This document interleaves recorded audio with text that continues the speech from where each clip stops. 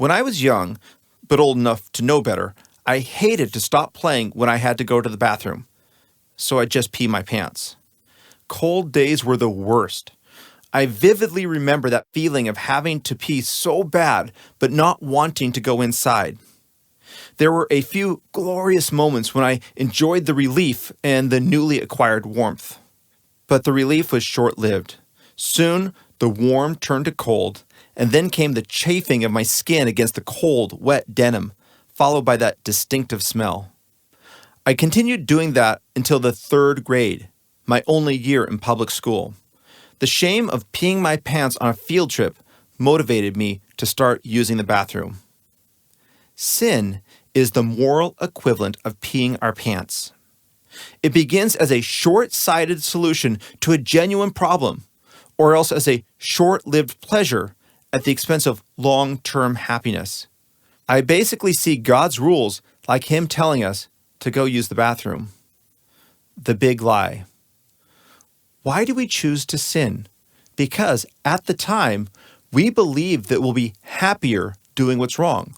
That, of course, is a lie. And it's not just any lie.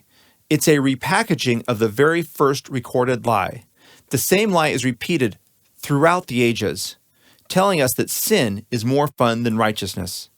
In Genesis chapter 3, 1-5, we read, "Now the serpent was more crafty than any of the wild animals that the Lord God had made. He said to the woman, 'Did God really say you must not eat from any tree in the garden?' The woman said to the serpent, 'We may eat from fruit from the trees in the garden, but God did say, you must not eat fruit from the tree that is in the middle of the garden, and you must not touch it, or you will die.' 'You will not certainly die,' said the serpent to the woman, 'for God knows that when you eat from it, your eyes will be opened, and you'll be like God, knowing good and evil.'" Do you see what Satan is doing? Do you see his tactic? He's questioning God's goodness. "Here's this great gift," says Satan, "but God doesn't want you to have it. He's holding out on you." This lie works so well that he continues to use it again and again. Too often, Satan's lie seems plausible. If you were asked 100 random people, who do you think is more fun, the devil or God? Who would get more votes? And if no one was watching, how would you vote? I once heard about the dean of a Christian college who routinely denied reasonable requests simply because he thought being told no was good for the students. Is that how you picture God? I think he must be troubled that so many people see him that way, especially since Jesus was so clear about what the Father is like. Which of you, if your son asks for bread, will give him a stone? Or if he asks for a fish, will give him a snake? If you then, though you are evil, know how to give good gifts to your children, how much more will your Father in heaven give good gifts to those who ask? Matthew 7-9.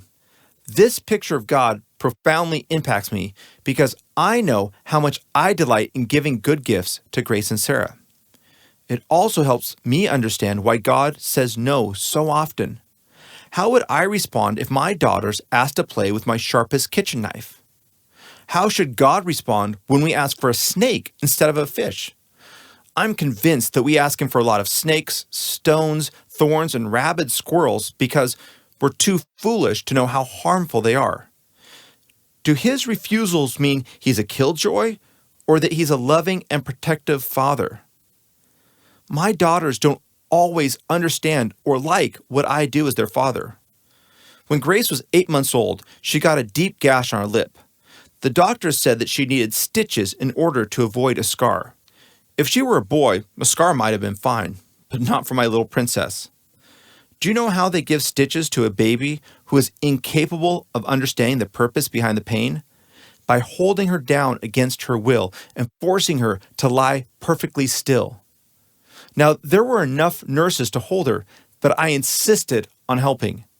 I would not let her go through that alone. I still get choked up when I remember pinning her arms down and trying to speak calming words as I struggled to hold back the tears. If I can love my daughter in ways that are incomprehensible to her, how much more can I believe that God is indeed good and compassionate in all that he does as my Father?